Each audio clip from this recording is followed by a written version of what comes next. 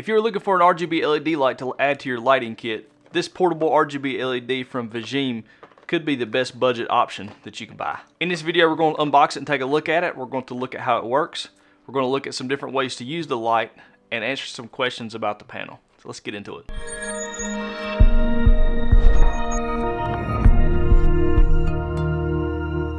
Before we unbox this, I want to tell you that Vijim sent this out for review, and they don't have any kind of pull or say-so over what I say in the video. It's 100% my review. They just wanted me to try it out. At the time of this video, this light comes in around $39.99.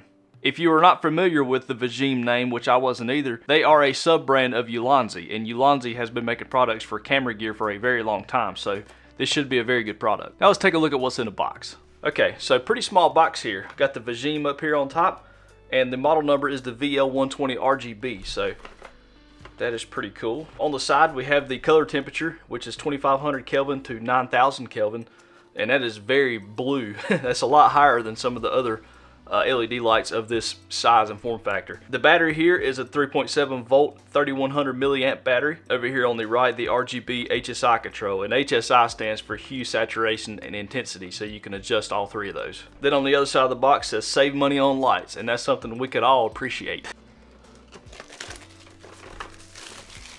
Okay, so it looks like this is a box that just slides out. So the sleeve we can just set aside, pop this thing open.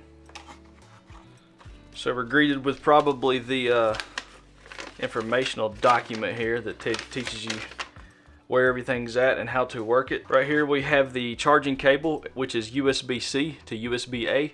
USB-C is on the LED side. Right here we have a little cold shoe adapter to mount this thing to things, so that is cool they added that. Now for the light itself, it's thick, if I can get it to come out.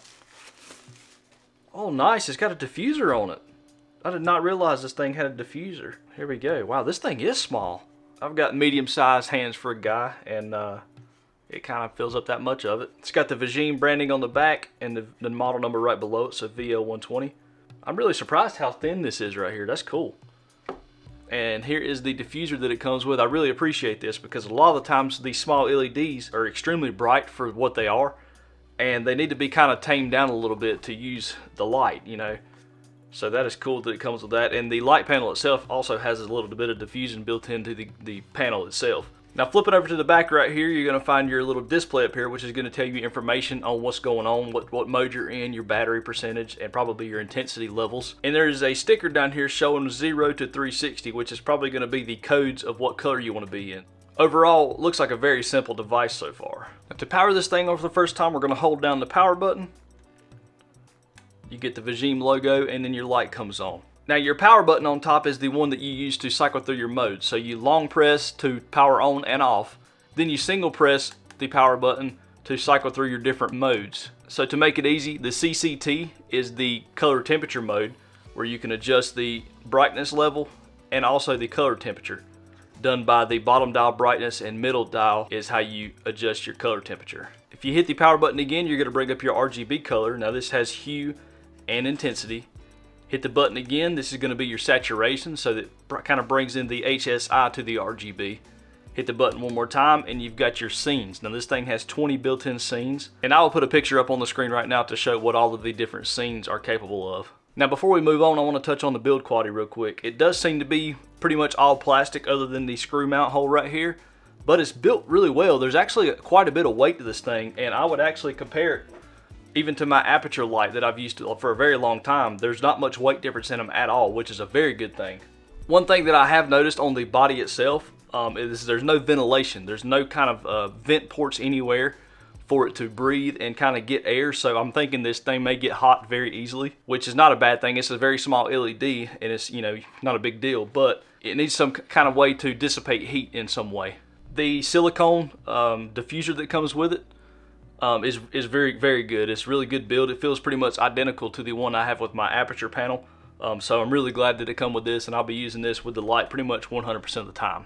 Moving on to the battery life of this thing. Now it has a 3100 milliamp battery charged by USB-C. Now the USB-C is great because a lot of things are going towards USB-C, and if you already have anything running that cable or that connection style, you don't technically need to have the one that comes with this to charge this. You can use any USB-C cable, which is faster than a regular USB cable or USB-A, anything of that nature. So that is really cool to see that on a product this cheap. Usually that's more of a premium product thing, you know, at least going forward from now. It could be more standard, but that is cool that this thing has it. I could take one cable with my MacBook and charge the computer and this off the same cable. So that is something to remember when having USB-C. And as far as the battery life goes, full brightness, you're gonna get about 2 hours out of it. And if you have it on the minimum brightness, you could get up to 15. So I feel like if you're generous with the power output with this thing, the thing could last you a pretty good while. Now, what are some things you could use this light for? Well, first thing that comes to my mind with the size is for like vloggers, anybody who is on the go and needs a light source. This could be an excellent and affordable way to have light in dark areas. And I have vlogged a little bit in my life, and I know that you can get in dark scenes very easily. I'm talking about very easily, and where you would need to have a really fast lens or, you know, a very good sensor on the camera to pick up the low light situations. A light like this can fix them issues almost instantly. It's so cool that you can take something this size and for the price and have a dedicated light with you. Now, you would have to be generous with the output, but usually in dark situations, you don't need 100% brightness. Usually you would need 100% brightness in like an outdoor situation. So the battery life could be okay for situations like that. And with the light having the 1/4" thread on the bottom, you can basically just hook this thing right onto your camera, screw it right there, and it's mounted directly just like that. So super easy installation. Now, another way that comes to mind you could use this light is for like an accent light. So with me making these YouTube videos, I could use it for a little bit of color in a picture. So I could take it and set it on my favorite color, orange, and kind of throw it right outside the frame and have just a little bit of an orange tint on the image or the video, all by just having this little bitty light doing it. So that is a really cool way, and that's how I've used other panels of this size in the past. It could also be used as a dedicated background light. So I can turn off all of the colored lights I have in my office, and I can set this thing on a tripod behind me, turn the light on, and have some glow just in the room in general. As long as the light is not seen in your image, so it's got to be behind something to where you can't see the source, it could have like an ambient glow over the room, and that is a super easy way to use this. Another cool way you could use this light is kind of like a substitute light or a hair light. So you could kind of put it out of frame behind you and shine it on the back of you, which kind of separates you a little bit from the background. And one of the major things you could do with this light is use it as a primary light source. So you can use it as a key light. Now, it's not going to be the most recommended way to have a key light. You really need something big and large and, you know, something that can cover a wide area to get the best image. But if you're in a pinch and only have one light, this can be used as a key light. So you could set it up, turn it on, and use the diffuser, and you can get a, you know, an acceptable image out of this. This scene is being lit by the Aperture 120D right now. I'm going to turn it off, and we're going to light the scene with the Vijim. So there we go. This is acceptable. It's a 5600 Kelvin. I've got it set for the color temperature to be pretty much the exact same as the Aperture light. Although it's not near as big, it's still a usable light source that you can use if that is the only light you have. Now, to answer some of the questions on this panel, who is it for? And I really think that could be taken so many different ways. It's not directly designed for anybody. If I was to say designed for somebody in general, I would say somebody on the go or a vlogger. It would be the best light for them because it's so small and portable and, you know, good battery life. But I think that everybody could find a use out of this. Like for me, the accent light gets it for me because I have a large key light already. I don't need you know, something like this to take the place of that. But to have this to kind of spice up some videos or images is just a super cool tool to have in my arsenal. And it could also be a light that somebody buys for, like I said, a hair light. So if you need just a little panel or a little bit of extra light, like for me right now, I've got one on the side of my face, and if I turn it off, I lose that, you know, it gets shadowy over here. I lose that light. So turn it back on. That could be this, you know, you could set that up to do the same exact thing. It just won't be on a remote. And then if somebody needs a light and does not have one at all, this could be a perfect main light or key light for somebody. So I think it could be a use for pretty much anybody. How's my experience been with the VL120 RGB? Well, I don't really think it could get much better for the price. It is pretty much on par, if not just as good as my Aperture. The Aperture might be just a little bit brighter, and it has magnets on the back, which I do wish the VL120 had. That would really make me enjoy this because I'm so used to just slapping it on the side of my toolbox behind me and getting it out of the way. So far, I'm really happy with it. I do feel like it gets pretty hot.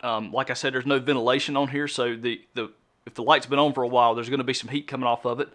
And I think they could maybe add some ventilation in the future to help with that and help the heat dissipate a little better. I've used it almost 100% of the time with the diffuser on it, so that could be hurting the overall heat in general. I'm really happy with it so far. It is fairly simple to work. The buttons are pretty decent. It kind of threw me off that you switch the modes with the power button and not the little selector, because the other light that I have is not like that.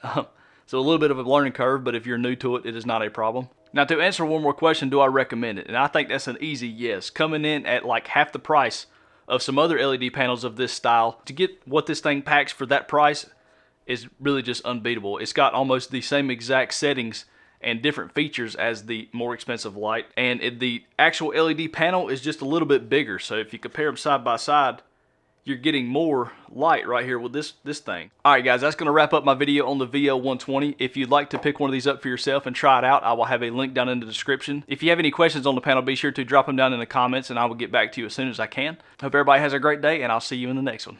See ya.